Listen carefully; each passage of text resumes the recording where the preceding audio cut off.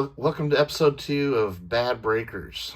So, this episode I wanted to expand more on on how much breakers really make on these team breaks, and it's kind of predatory. There's good breakers and there's bad breakers. I looked up. I use this Topps Chrome as an example, and I was able to get this box of Topps Chrome. I pre-ordered it straight from Topps.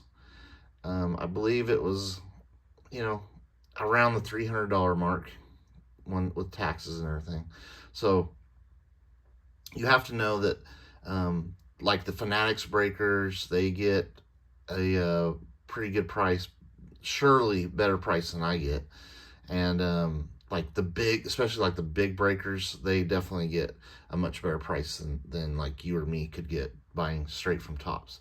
So, I mean, the breakers, they're selling legit products, and they're probably, and you always, if you're going to buy into a break, guys, always buy into a full case break, because then you know that like the big hit of the case is still like alive. That's a bad thing about a single box, or like if you go to a hobby shop or something where possibly the case hit of that case has been bought, and they're just selling the rest of the boxes, loose boxes. That's what the term loose boxes is. So if you are going to buy into a break, guys, always try to do something that's like a full case, unless you know that a big case hit has not been hit out of the product. So I wanted to focus in on the team break aspect.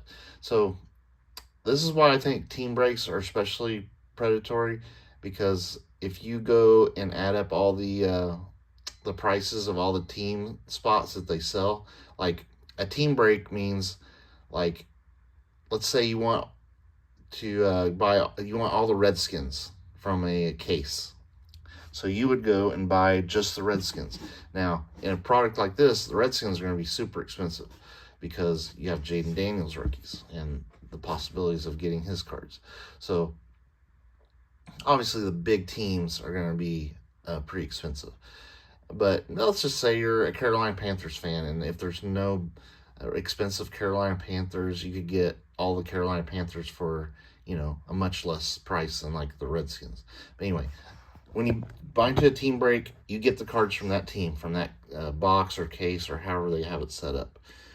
But what I mean by it's predatory is that, if you add up all of the prices of the teams, it far exceeds what the actual boxes should cost. Now, I'm talking about bad breakers. There's good breakers that are fairly fair. Like if you add up the prices of the teams, they should equal, it should be a little bit more than what the price of the case was, because you have to let the shop make a little bit of money on the product, pay for supplies, shipping, that sort of thing. But it shouldn't be an exorbitant overprice. Okay, so I looked up a big breaker that is very successful, like one of the biggest breakers out there. I've used them before. I don't use them anymore just because I don't get in breaks that often. So they had a full case of 2024 Topps Chrome Football Hobby, which is this is Hobby right here, and these boxes are going for around $400 for a hobby box. Like I said, they originally cost about $300, so keep that in mind. So even at the inflated price that you can buy them now at $400 a box, that's $4,800 for a case, because there's 12 boxes in a case. Now this big breaker, they were selling, I added up all the teams, and it came out to $5,048. So this big breaker, their markup on the case by like breaking it down by teams was only about $250. That seems acceptable, because you're going to have to ship to 32 different places the cards, and of course you have your supplies if you top load and sleeve the good cards. And plus the shop makes a little bit of extra because they're doing the brake and the labor involved and all that. So it does not seem excessive to me. But I went to Fanatics Live, and I found just a random breaker that was selling Topps Chrome football. Now these were Breaker's Delight boxes. A Breaker's Delight box. These have 2 autograph cards. A Breaker's Delight box has 2 autograph cards as well, but there's only 10 cards in a box. So it's called Breaker's Delight just because they don't have to open many packs. It's 1 pack. It basically cuts out all the base. You just get like a couple refractors, maybe a couple numbered cards, and a couple autographs, and maybe a couple exclusive parallels that are only in the Breaker's Delight boxes. So not much more stuff. Probably about the same amount of stuff you get in a regular hobby box, except just not the base.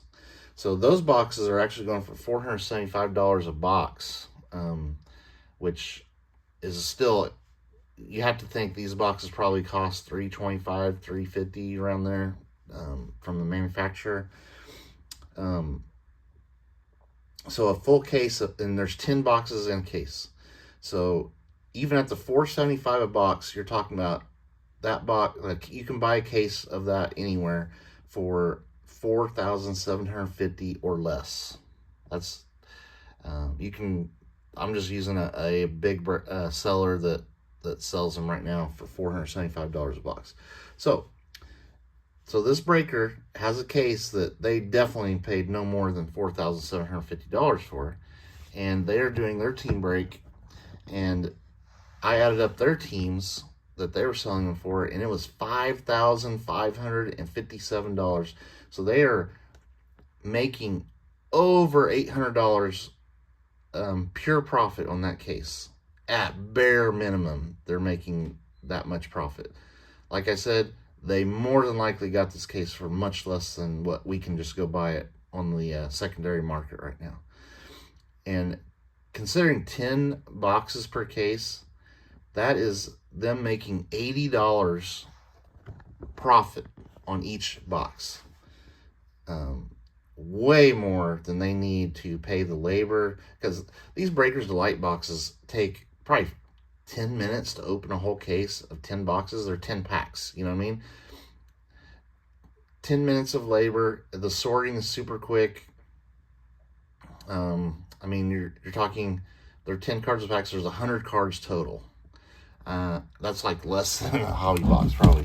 Hobby box has 12 packs per box, 8 cards per pack. That's 96. So basically, you get the same number of cards in a case of Breaker's Delight as you do in one hobby box of Topps Chrome. Of course, they're all like numbered cards and refractors and stuff like that. And you get the same amount of autographs. It's just, you know, much smaller. You're cutting out all the base, basically. So $80 a profit per box, bare minimum. Like they charged like $750 for the Redskins, which has Jaden Daniels. So you got 10 boxes worth of chances to hopefully hit a Jaden Daniels rookie autograph. You know, maybe you hit that, maybe you don't. Not a lot of chance to recover those funds, you know, like maybe with getting some base cards graded, you know, going that route. But yeah, that I consider as a terrible breaker that's making that huge of a profit on Breaker's Delight boxes. On his labor is basically nothing, because like I said, 10 minutes to open that stuff. You're talking not that many cards to sleeve up, so the supplies cost is way less. It's just taking advantage and being predatory to fans of teams that are trying to get into a break and paying exorbitant, obscene prices for these team breaks. Yeah, a breaker should not be making $800 pure profit on a case. And guess what? The breaks still sell out, folks. There's enough people out there that don't do the research and like see the actual prices that they're paying for into these breaks. It's really sad. And you know, there's so much money being wasted in braking nowadays. But it is what it is. The problem is not going to go away. The box prices are not going to come down unless braking stops happening. And there's nothing illegal about braking. It's just a bad use of your hobby collecting funds. Unless you do your research, buy into breakers that are selling things at fair prices. Don't give these guys massive profits, because when you give guys massive profits on these cases, guys, that completely justifies them paying whatever price they need to pay to get boxes, because they know the people buying into the brake will gladly pay whatever price they put on it. So that's why you go to Tops and you buy, like 10 years ago, you could buy a box of Topps Chrome Baseball for less than $100, and now it's like $300 some, because breakers will buy it all up no matter how much it is, so they can keep raising the prices every year, because they know they'll sell every last box to breakers, these thousands of breakers that are out there, and the breakers don't care how much they got to pay, because they're going to pass all those expenses on to the people buying into the brake. So it's definitely pushed out the smaller time collector that likes to open packs, especially like hobby stuff. I mean, some people say, oh, well, you can just go buy retail. Go to Walmart and buy retail. Yeah, you can, but the chances of you hitting nicer stuff like autographs or numbered cards and things like this are way less than in a hobby box. And honestly, retail stuff, the price of that has gone up as well. Like blasters are probably like $25 to $30 a piece now, when they used to be like $20 max. So yeah, the collector dollar is getting stretched very thin, and especially collectors that like to open nice stuff. So yeah, these bad breaker videos, I'm just trying to, hopefully with all these new collectors coming into the hobby, maybe they can realize, hey, not all these breakers are fair or honest. A lot of them are really jacking up the prices on this stuff and making massive profits off of you who buy into the brakes. So just do research. Get into a team brake, kind of break it down. Let's see, how much should this case cost? How much should these teams cost? How much markup is this breaker putting on teams? Anyway, thank you for watching another fun episode of Bad Breakers.